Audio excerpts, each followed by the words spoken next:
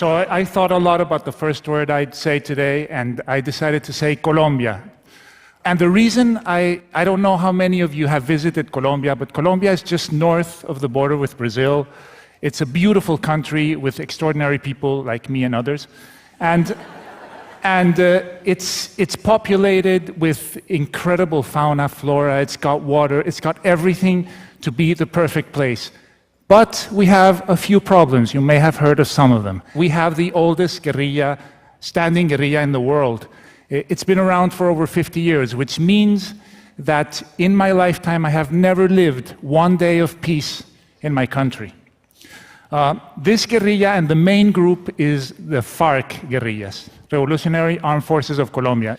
And they have financed their war by kidnapping, by extortion, by getting into the drug trade, by illegal mining.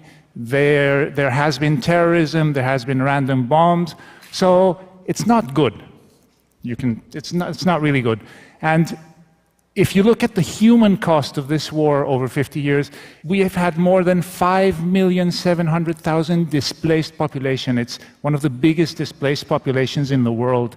And this conflict has cost over 220,000 lives. So it's a little bit like the Bolivar Wars again. It's a lot of people that have died unnecessarily. We are now in the middle of peace talks, and we've been trying to help resolve this problem peacefully. And as part of that, we decided to try something completely lateral and different. Christmas lights. So Christmas lights. And you're saying, what the hell is this guy going to talk about? Okay. I am going to talk about gigantic trees that we put in 9 strategic pathways in the jungle, covered with Christmas lights. These trees helped us demobilize 331 guerrillas, roughly 5% of the guerrilla force at the time. These trees were lit up at night, and they had a sign beside them that said, "If Christmas can come to the jungle, you can come home. Demobilize. In Christmas, everything is possible." So, how do we know these trees worked? Well, we got 331, which is okay. But we also know that not a lot of guerrillas saw them, but we know that a lot of guerrillas heard about them. And we know this because we are constantly talking to the mobilized guerrillas. So let me take you back 4 years before the trees. 4 years before the trees, we were approached by the government to help them come up with a communication strategy to get as many guerrillas as we could out of the jungle. The government had a military strategy, it had a legal strategy, it had a political strategy, but it said, well, we don't really have a communication strategy, and it probably would be a good thing to have. So we decided to immediately jump into this because it is an opportunity to affect the outcome of the conflict with the things that we do, with the tools that we have. But we didn't know very much about it. We didn't understand. In Colombia, if you live in the cities, you're very far away from where the war is actually happening. So you don't really understand it. And we asked the government to give us access to as many demobilized guerrillas as possible. And we talked to about 60 of them before we came up, before we felt we fully understood the problem. We talked about, they told us why they had joined the guerrillas, why they left the guerrillas, what their dreams were, what their frustrations were. And from those conversations came the underlying insight that has guided this whole campaign, which is that guerrillas are as much prisoners of their organizations as the people they hold hostage. And at the beginning, we were so touched by these stories, we were so amazed by these stories, that we thought that maybe the best way to talk to the guerrillas was to have them talk to themselves. So we recorded about 100 different stories during the first year, and we put them on the radio and television so that the guerrillas in the jungle could hear stories, their stories, or stories similar to theirs, and when they heard them, they decided to go out. I'm going to tell you one of these stories. This person you see here is Giovanni Andres. Giovanni Andres is 25 when we took that picture. He had been 7 years in the guerrilla, and he had demobilized very recently. His story is the following. He was recruited when he was 17, and sometime later, in his squadron, if you will, this beautiful girl was recruited, and they fell in love. Their conversations were about what their family was going to be like, what their kids' names would be, how their life would be when they left the guerrilla. But it turns out that love is very strictly forbidden in the lower ranks of the guerrilla. So their romance was discovered, and they were separated.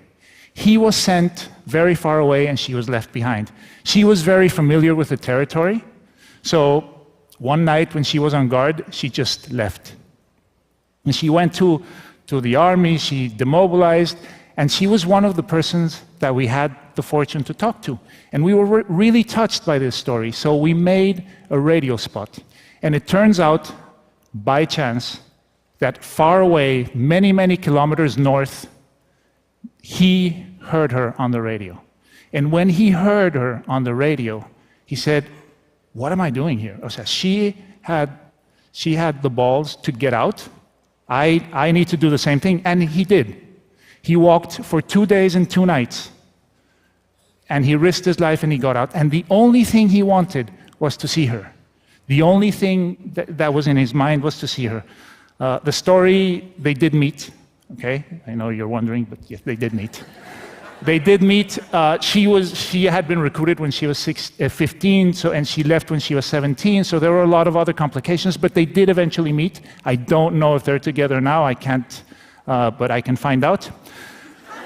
But what I can tell you is that our radio strategy was working. The problem is that it was working in the lower ranks of the guerrilla. It was not working with the commanders, the people that are more difficult to replace, because you can easily recruit, but you can't get the older commanders. So we thought, well, we'll use the same strategy. We'll have commanders talking to commanders.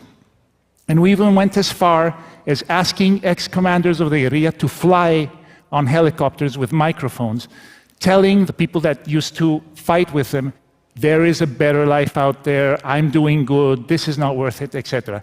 But, as you can all imagine, it was very easy to counteract, because what was the guerrilla going to say? Yeah, right. If he doesn't do that, he's going to get killed. So it was easy. So we were suddenly left with nothing, because the guerrilla were spreading the word that all of those things are done because if they don't do it, they're in danger. And somebody, some brilliant person in our team came back and said, you know what I noticed? I noticed that around Christmas time, there have been peaks of demobilization since this war has started. And that was incredible, because that led us to think that we needed to talk to the human being and not to the soldier. We needed to step away from talking from government to army, from army to army, and we needed to talk about the universal values, and then we needed to talk about humanity. And that was when the Christmas tree happened. This picture that I have here, you see, this is the planning of the Christmas trees, and that man you see there with the 3 stars, he's Captain Juan Manuel Valdez. Captain Valdez was the first high-ranking official to give us the helicopters and the support we needed to put these Christmas trees up.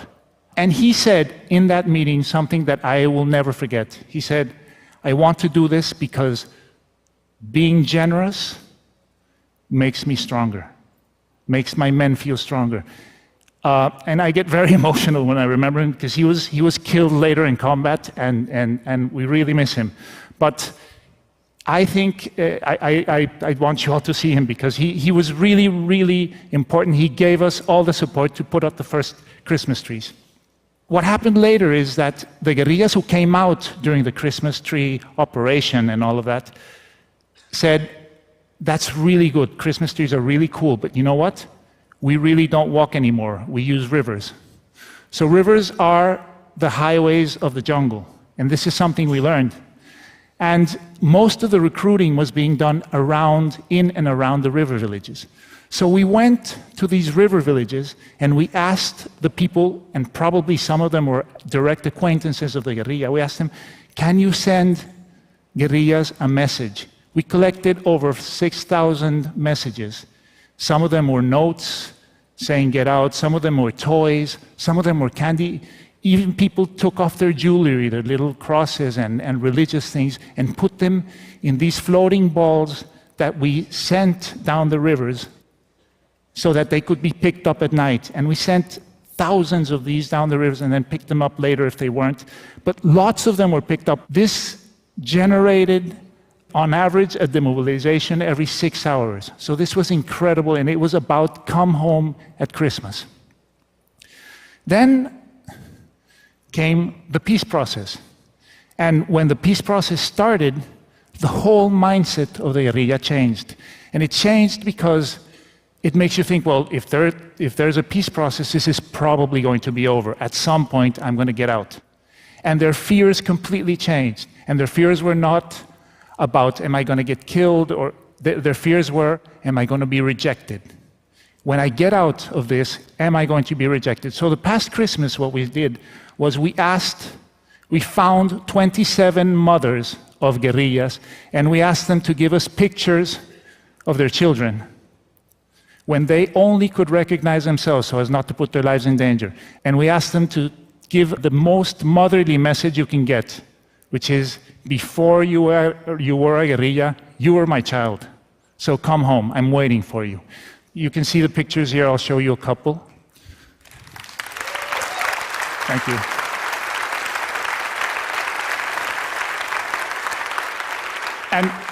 And these pictures were placed in many different places, and a lot of them came back, and it was really, really, really beautiful.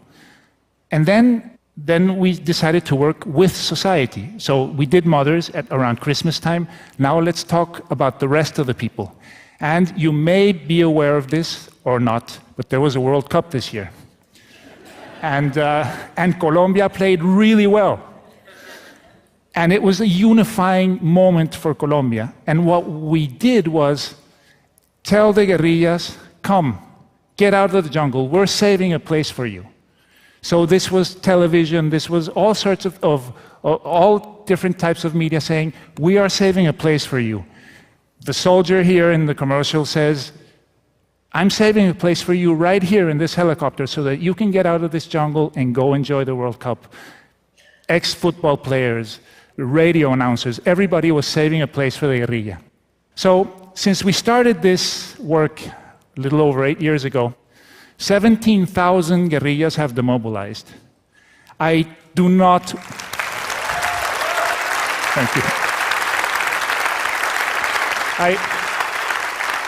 I don't want to say in any way that it only has to do with what we do. But what I do know is that our work and the work that we do may have helped a lot of them start thinking about mobilization, and it may have helped a lot of them take the final decision.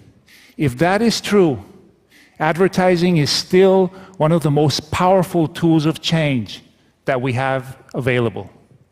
And I speak not only on my behalf, but on behalf of all the colleagues I see here who work in advertising, and of all the team that has worked with me to do this, that if you want to change the world, or if you want to achieve peace, please call us. We'd love to help. Thank you. Not